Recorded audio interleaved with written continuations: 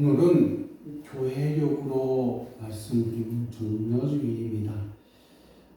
예수님께서 공생의 기간을 다 마치시고 그리고 그 마지막 주간을 예루살렘 성에 입성하심으로 말미암아 시작되는 그러한 주일이죠.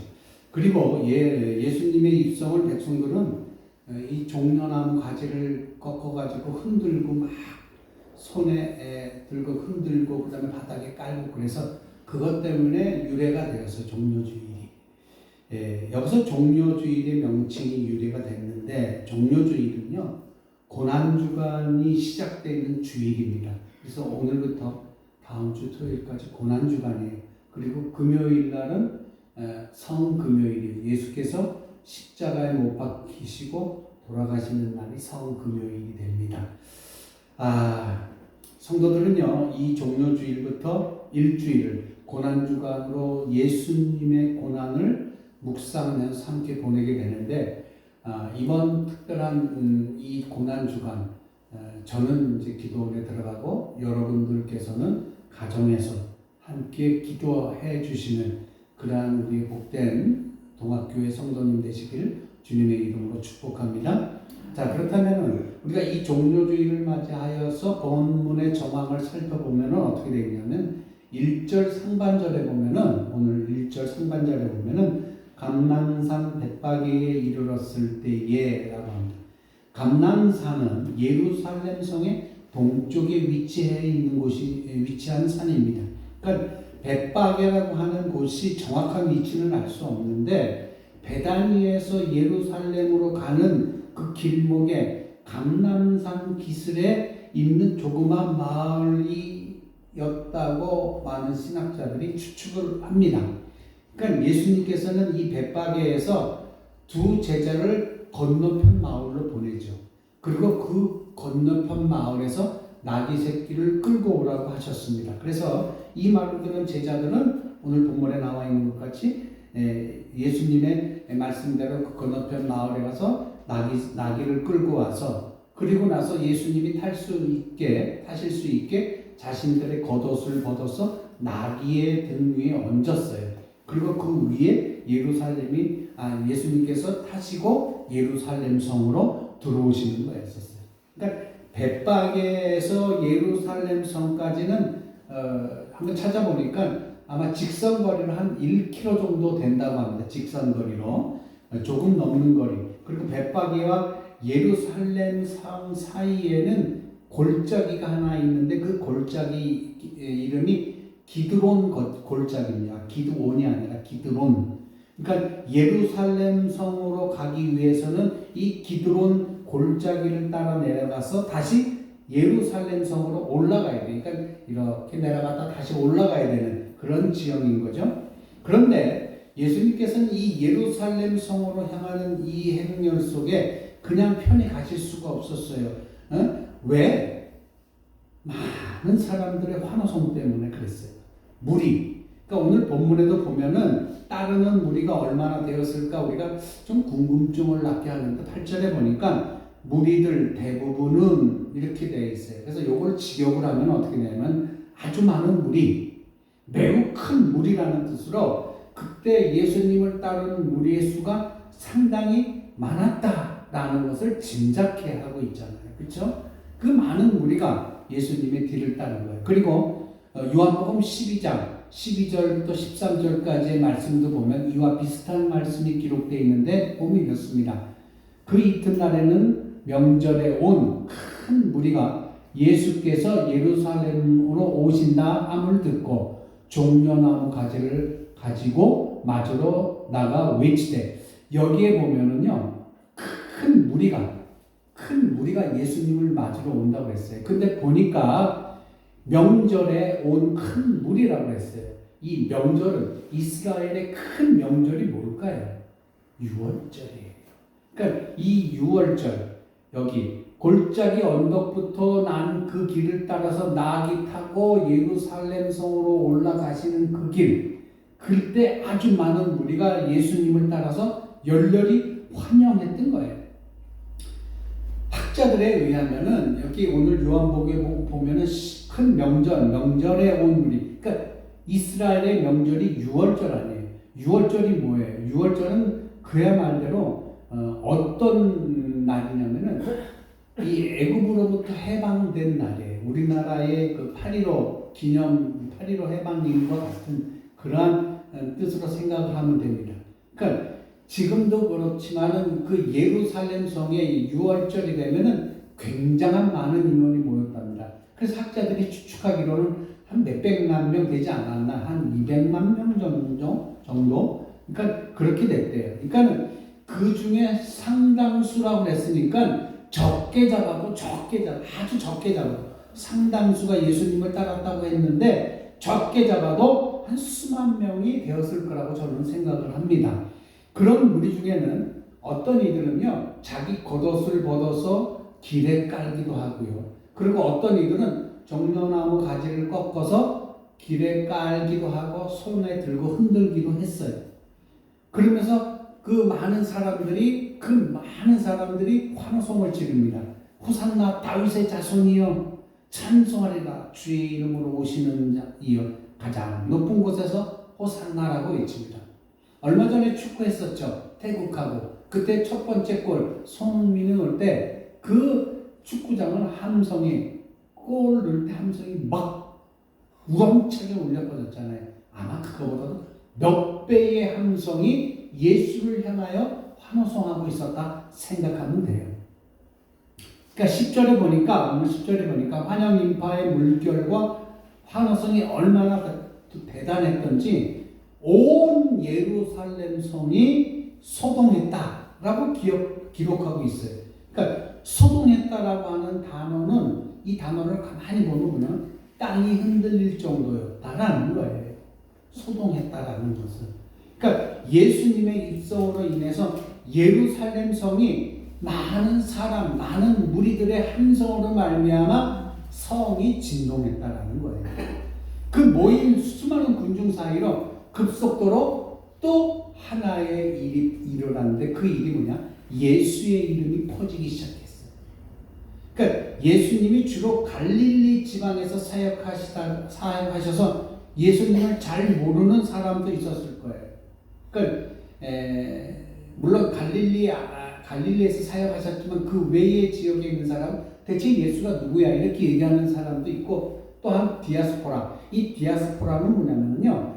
이 유대를 떠나서 다른 나라에 살고 있던 유대인들의 무리의 모임을 얘기하거든요. 그 디아스포라가 6월절을 맞이해서 예루살렘에 왔어요. 예루살렘 성에 왔는데 그때 예수라는 이름을 듣고 얘 누구지? 예수가 누구야? 그래서 본문에 보면 뭐라고 되어 있냐면 이는 누구뇨? 라고 기록하고 있네요. 그러니까 많은 사람들 가운데에 갈릴리 외의 지역에 있던 사람들 중에 예수의 소문이 퍼져갔지만 예수라는 이름을 듣지 못한 사람도 6월절이 되어서 예루살렘 성에 왔고 그리고 디아스포라 유대 밖에 살던 유대인들의 모임 중에 그 사람들이 6월절을 맞이해서 다시 예루살렘 성에 와서 그 6월절을 지내는데 그 디아스포라 가운데에 또 많은 사람들 중에는 예수의 이름을 들어보지 못한 사람들이 있었다라는 거예요.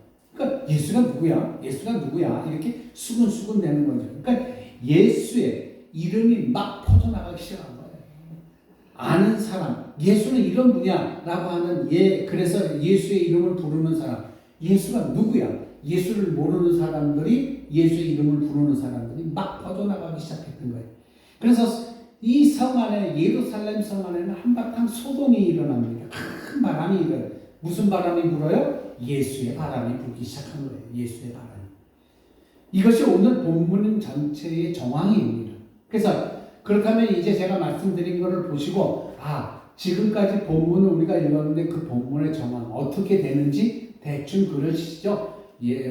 나귀를 갖고 왔다가 그리고 올라가는 길에 많은 사람들이 겉옷을 깔고 종려나무 가지를 흔들고 그리고 많은 사람들이 함성을 지르는데 그 중에는 예수를 아는 사람도 있었고 예수를 모르는 사람도 있었고 그래서 그 성 안에는 온통 예수의 이름밖에 없다. 예수 바람이 불고 있었다. 이 정도는 우리가 이제 지금 제가 드린 말씀으로 이해하실 수 있을 거라고 생각합니다. 그렇다면은 왜 그렇게 많은 무리가 예수를 향하여 환호했을까? 요것이 좀 궁금하죠. 그렇죠? 우리가 예수님께 취한 태도를 통해서 그 이유를 발견할 수 있어요. 무리가 예수님께 취한 행동. 그 8절에 보면 이렇게 되겠습니다. 8절 한번 볼게요. 무리의 대부분은 그 겉옷을 길에 펴며 다른 이는 나뭇가지를 베어 길에 펴고 여기서 알아야 될 것이 있는데 그게 뭐냐면 겉옷을 벗어서 길에 펴는 것은 왕을 대우하는 거예요. 왕에 대한 충성을 나타내는 거예요. 그래서 이것이 그냥 제가 그냥 겉옷을 벗어서 그냥 땅에 길에 펴는 것은 왕을 예우하는 거다. 왕에 대한 존경심이다. 왕에 대한 충성심이다. 제 생각까지 아니에요. 이건 성경에 기록되어 있어요. 어디 있냐면 열왕기하 9장 13절에 보면은 뭐라고 기록되어 있느냐면은 무리가 각각 자기의 옷을 급히 취하여 성돌 위 곧 예후의 말에 깔고 나팔을 불며 가로되 예후는 왕이니라 하니라. 그러니까 예후의 말에 깔고 예후의 말에 얹고 그리고 길에 깔았어요. 이것은 왕에 대한 충성도를 나타내는 거예요. 그러면은 겉옷을 벗은 것까지는 괜찮은데 나무를 베어 길에 깔고 길에 펴고라고 되어 있어요. 여기서 나무까지는 요한복음 10장 13절에 보면은 종려나무 가지를 이야기합니다. 그래서 요한복음 10장 13절에 보면 종려나무 가지를 가지고 맞으러 나가 외치되 호산나 찬송하리로다 주의 이름으로 오시는 곧 이스라엘의 왕이여 라고 얘기하잖아요. 그런데 이 종려나무도 그냥 있는 게 아니었어요. 이 종려나무 가지에도 다 뜻이 있었어요. 이 뜻이 뭐냐? 보통 종려나무 가지는 승리의 상징으로 여겨졌다고 얘기합니다. 이것도 제 말이냐 제 생각이냐 아닙니다. 계시록 7장 9절에 보면은 이 일 후에 내가 보니 각 나라와 족속과 백성과 방언에서 아무라도 능히 셀 수 없는 큰 무리가 흰 옷을 입고 손에 종려가지를 들고 보좌 앞에 어린 양 앞에 서서라고 했어요. 자, 이것은 겉옷을 벗는 일이나 종려나무 가지를 흔들었던 것은 이것은 설교자의 어떤 생각이나 설교자의 어떤 추측이 아니라 분명히 성경에서 이야기하고 있는 거예요. 그렇다면 그려지시죠? 예수를 위해 많은 사람들이 겉옷을 벗어서 길에 깔고 종려나무 가지를 흔들고 길에 깔았다는 거예요. 예수 그리스도를 왕으로 인정하고 그리고 왕에 대한 충성도를 나타내는 것을 우리는 머릿속으로 그릴 수가 있지 않겠어요? 자, 그러니까 종려나무 가지는요 주로 왕이 가는 길에 펴놓거나 그것을 들고 흔들었다고 생각되고 그렇게 기록되고 있습니다. 그러니까 이 결국 여기에 모여 있는 무리는 종려나무 가지를 베어 길에 펴고 또 흔든 것은 예수님을 모여 왕으로 환영한다는 의미가 내포되어 있는 거예요. 그러니까 무리들은 예수님을 어떤 분으로 환영하고 있어요? 지금 본문에 보면은 왕으로 예우하고 있는 거예요. 왕으로 환영하고 있는 거예요. 그 예루살렘 성에 6월절을 맞이해서 예루살렘 성에 온 많은 무리들이 환호성을 올리고 종려나무 가지를 흔들고 겉옷을 벗어서 길에 깔면서 예수님을 환영한 그 뜻은 뭐냐? 왕으로서의 위치를 갖고 있는 예수님을 환영한다. 이 이야기예요. 그런데 9절에 보니까 예수님을 향해 무리가 지르는 함성이 또 있었어요. 마태복음 21장 9절. 앞에서 가고 뒤에서 따르는 무리가 소리 질러 가로되 호산나 다윗의 자손이여 찬송을 하리로다 주의 이름으로 오시느니 가장 높은 곳에서 호산나 하더라. 자, 이 이야기를 많은 무리들이 외쳤는데 이 외침 속에 의미가 또 있다라는 거예요. 그러니까 성경을 보다 보니까 이 외침이 이런 문제도 있었고 이런 의미도 가지고 있었구나. 자, 여기서 다윗의 자손이요라고 하는 환호에는 어떤 뜻이 담겨 있냐면은 이스라엘의 가장 기억될 만한 왕이 누구예요? 다윗 왕이에요. 그러니까 예수님을 뭐로 인정하느냐? 다윗 왕의 후손으로 인정하는 거예요. 그리고 메시아로 인정하는 단어예요. 그런 의미가 담겨져 있어요. 이 부분을 제외한 나머지 환호성은 그러니까 다윗의 자손이요. 요걸 빼고 나머지의 환호성은 어떤 의미가 있냐면 시편 118편 25절과 26절에서 따온 거라고 얘기되어 있어요.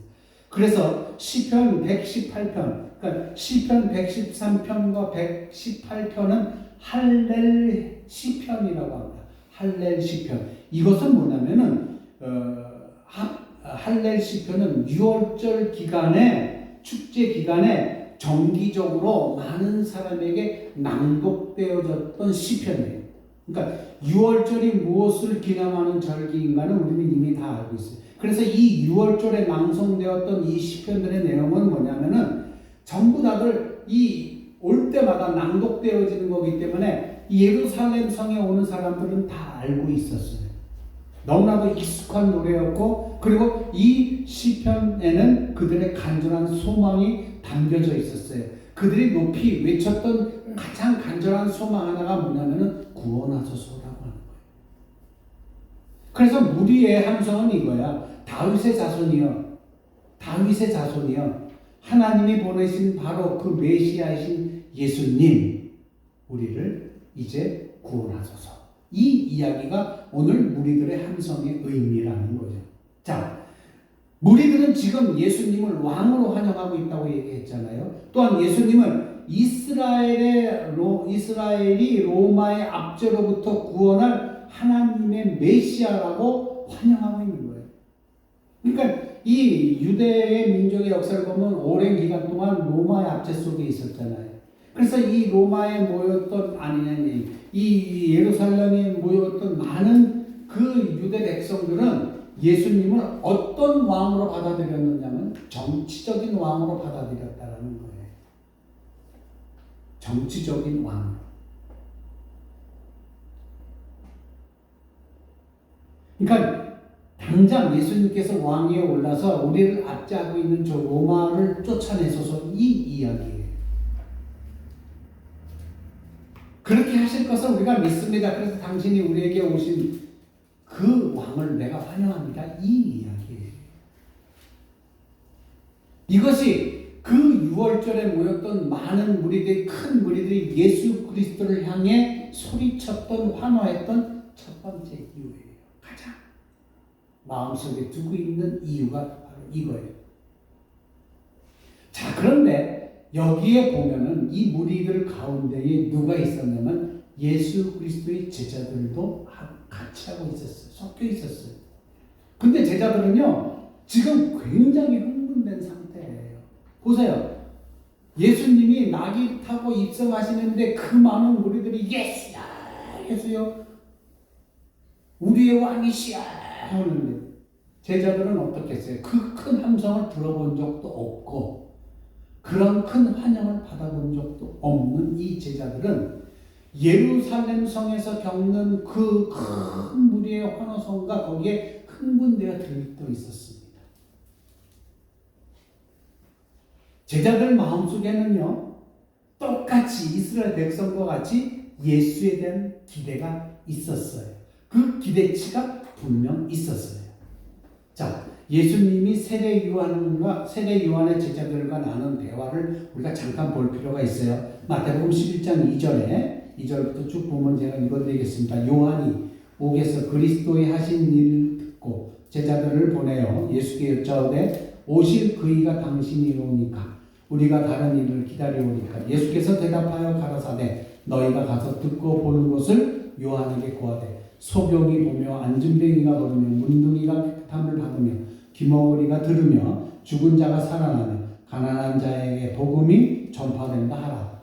자, 이 이야기는 뭐냐면요, 이미 선지자로부터 예언된 메시아께서 하실 일들이었었어요. 이게 어디에 나오냐면은 이사야서에 나와요. 이사야서에 이미 예언된 말씀이에요. 이 예언된 말씀은 누가 해야 될 일? 메시아가 이 땅에 오셔서 하셔야 될 일로 기록되고 예언되어져 있어요. 이사야서 35장 5절에 그때에 맹인의 눈이 밝을 것이며 못 듣는 사람의 귀가 열릴 것이며 그때에 다리 저는 자는 사슴같이 뛸 것이며 말 못하는 자의 혀는 노래하리니 이는 광야에서 물이 솟겠고 사막에서 시내가 흐를 것이니라. 그리고 이사야서 61장 1절에 조금만 더 하는 건 35장 5절이고 61장 1절에 주 여호와의 영이 내게 내리셨으니 이는 여호와께서 내게 기름을 부사 가난한 자에게 아름다운 소식을 전하게 하려 하심이라. 나를 보내사 마음이 상한 자를 고치며 포로된 자에게 자유를 갇힌 자에게 높임을 선포하며. 자, 요한복음 11장 2절에 있는 말씀하고 오늘 이사야서 35장 5절과 61 시편 61편 1절에 있는 이사야서 61장 1절에 있는 말씀 틀리다고 생각하면 똑같아요. 이사야서 35장과 61장에 나온 말씀이 오늘 조금 전에 읽었던 마태복음 11장 2절에 있는 말씀과 일치하는 거예요. 바로 이런 요한의 질문에 예수님은 말씀으로 그 예언된 그 말씀 속에 예언된 메시아라고 이야기하고 있는 거예요. 그런데 예수님은 메시아이심이 분명함에도 불구하고 항상 자기를 숨기시는 일들을 해왔어요. 그렇잖아요. 병을 고치신 후에도 다른 사람에게는 얘기하지 말라. 그리고 높아지고자 하는 자는 섬기는 자가 되라 말씀하고, 한 번은 많은 무리가 와서 억지로 왕으로 세우려고 할 때 예수님이 하신 행동이 뭐예요? 다른 곳으로 도망가신 행동이었었어요. 근데 제자들이 볼 때 이게 너무나도 이상한 행동이에요. 예수님이 하신 이 행동이 너무나도 이상했어요. 능력도 있고 거기다가 인기도 있고 기회도 주어졌는데 왜 예루살렘으로 당장 가서 왜 메시아 시대의 도래를 선언하지 않는지 이게 이상했던 거예요. 그렇게 하셔도 충분하게 남을 일인데도 불구하고 예수님은 그렇게 하지 않으셨어요. 그런데 오늘 보면은요, 예수님의 태도가 그와는 정반대했어요. 제자들을 시켜서 어떻게 했어요? 나귀 새끼를 끌고 오라고 했어요. 구약의 예언대로 나귀를 타고 왕의 모습으로 예루살렘으로 들어가시면서 무리들이 즐거이 부르는 호산나와 찬양을 받으셨어요. 누가복음 19장 39절부터 40절에 보면은 무리 중 어떤 바리새인들이 말하되 선생이여 당신의 제자들을 책망하소서 하거늘 대답하여 이르시되 내가 너희에게 말하노니 만일 이 사람들이 침묵하면 돌들이 소리 지르라 하시리라. 그러니까 저렇게 얘기하는 당신 제자들을 책망해라. 그랬더니 예수님이 그 바리새인 사람들을 향해서 아니야. 이들이 침묵하면 돌들이 소리 지르라. 이렇게 얘기를 하셨어요. 그러니까 예수님은 오늘 왕으로 말씀하고 왕으로 행동하고 계신 사실을 우리는 분명하게 볼 수가 있어요. 아까도 말씀드렸지만 지금 제자들의 상태가 어때요? 매우 흥분된 상태였어요. 제자들은 드디어 때가 왔어. 아싸! 드디어 우리 선생님께서 예루살렘 왕로 로마를 밀어붙이고 몰아내고 이스라엘을 회복하시기 위해서 행동하시기 시작했어. 아싸, 이제 우리의 앞날이 튀었어. 이렇게 하고 막 흥분해 있어요. 마태복음 21장 7절 나귀와 나귀 새끼를 끌고 와서 자기들의 겉옷을 그 위에 얹으며, 자, 아까 뭐라고 그랬어요? 겉옷을 깔거나 나귀에 얹는 것은 왕으로 대우하는 환영의 메시지라고 했잖아요. 제자들이 가장 먼저 예수님을 왕으로 영접했어요. 가장 먼저. 그들의 마음에 이제 예수님은 이스라엘의 왕이다 이거예요. 환호하는 무리 속에서 그들은 황홀했어요. 이야, 우리 예수님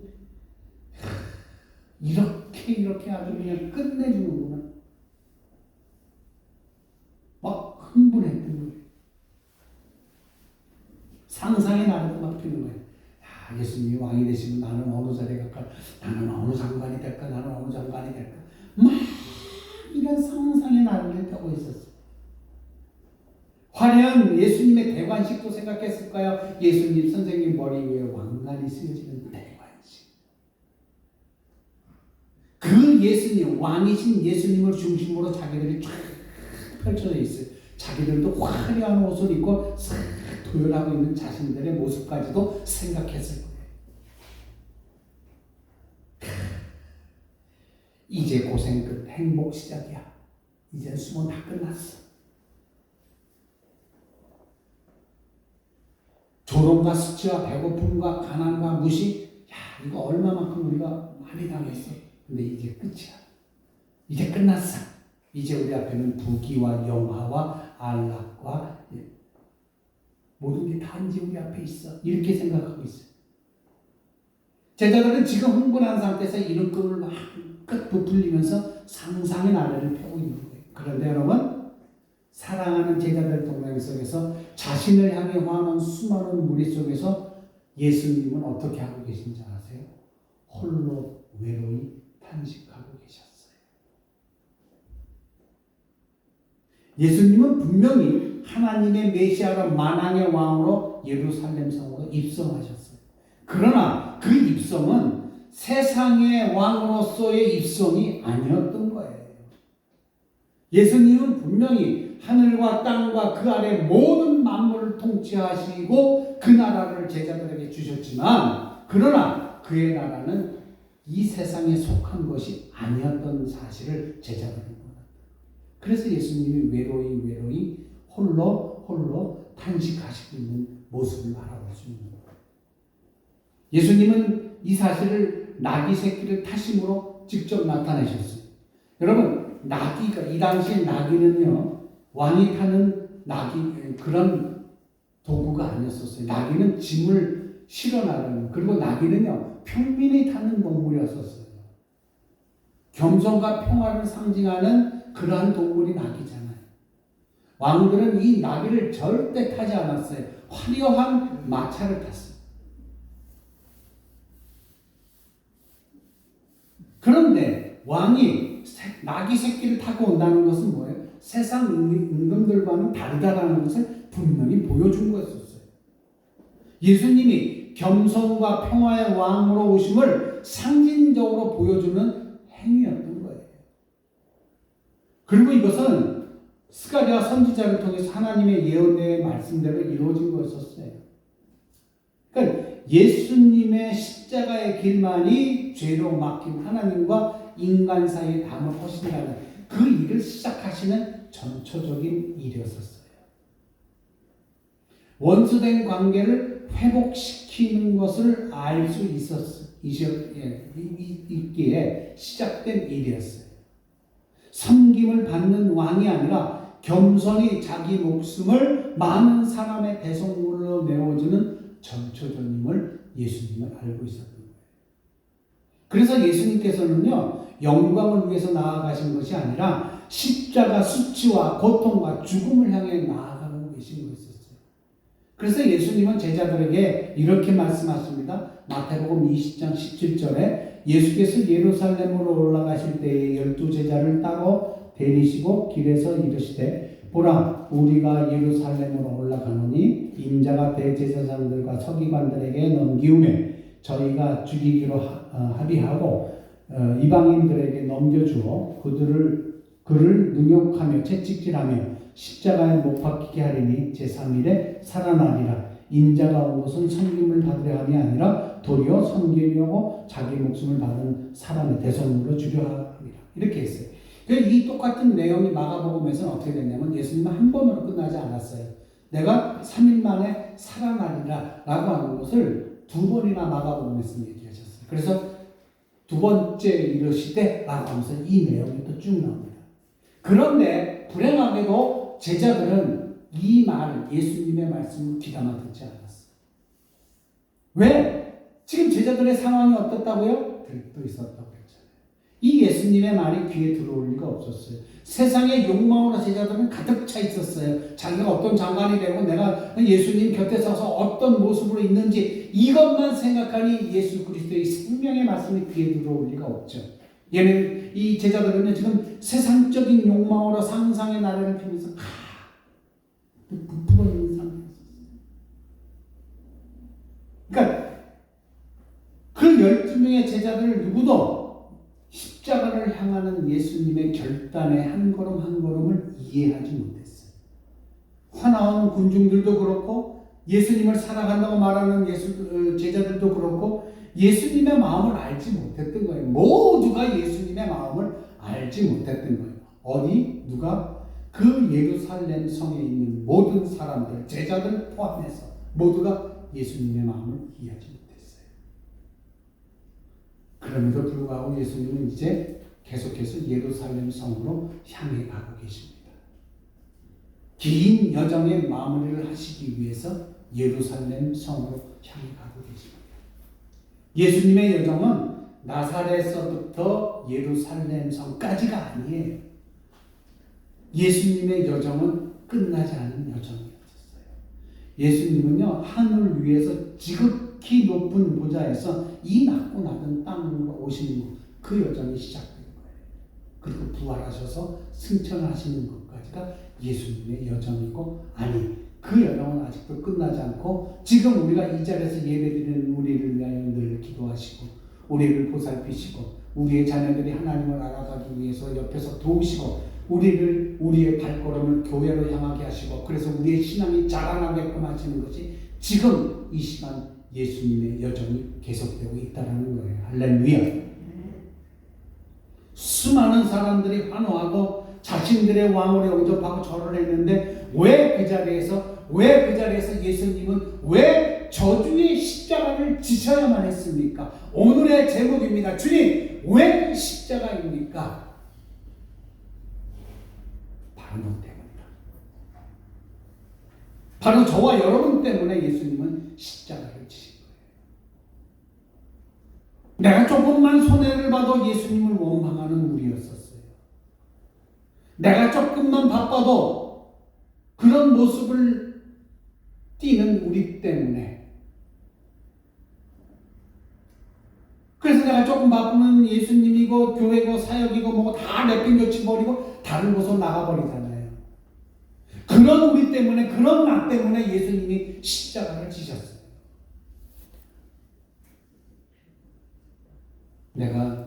제가 여러분들께 늘 말씀하시죠. 예배는 목숨 걸고 지켜라. 근데 우리는 안 그래요. 조금 바쁘면 예배고 예수고 사바 필요 없어요. 그런 우리 때문에 예수님이 십자가를 지신 거예요. 그런 저와 여러분 때문에 예수께서 십자가를 지신 거라는 거예요. 우리의 죄 때문에. 예수님이 왜 십자가를 포기 안 하신 줄 아세요? 포기할 수 있는 이유는요, 우리의 십자가로 인해서 죄사함을 누리고 하나님과 화목하는 복을 우리가 누릴 수 있게 하시기 위해서 예수님은 십자가를 포기하지 않으신 거예요. 누구 때문에? 나 때문에, 여러분 때문에. 예수님은 십자가를 포기하시지 않은 거예요.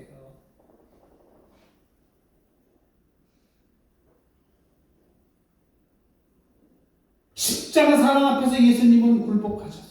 하나님의 나라의 영광을 위해 생애를 던질 그럴 가능성이 있는 우리를 바라보시면서 예수님은 십자가를 지신 거예요. 내가 이 교회에서 기도를 1시간 더 하더래 하는 그 가능성을 보고 예수님은 나 때문에 십자가를 지신 거예요.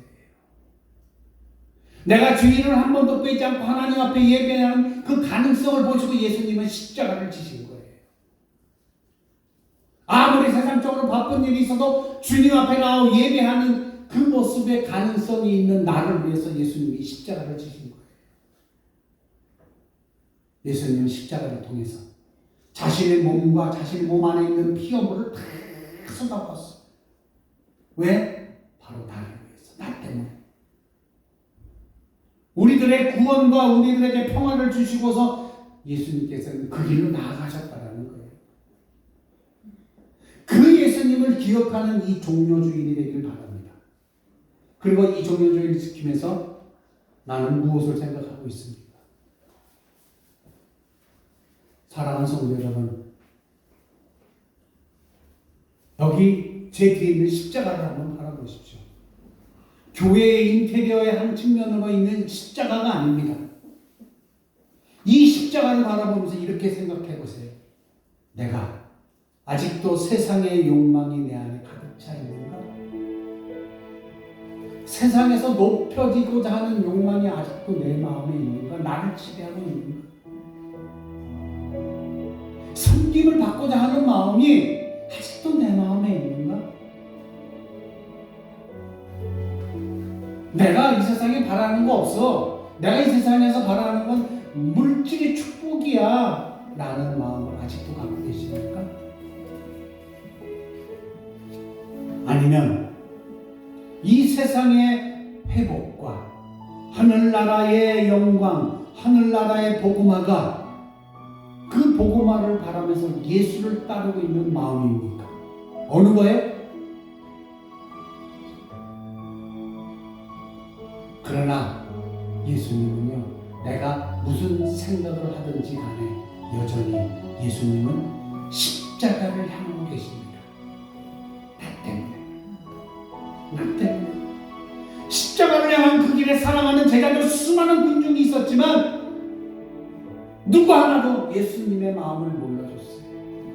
그 외로운 길을 예수님은 홀로 가셨다라는 거예요. 이렇게 십자가의 길을 걷는 그분의 옆에 지금 이 시간부터라도 여러분이 옆에, 예수 옆에 있는 귀한 제자애들이 되시길 주의 이름으로 축복합니다.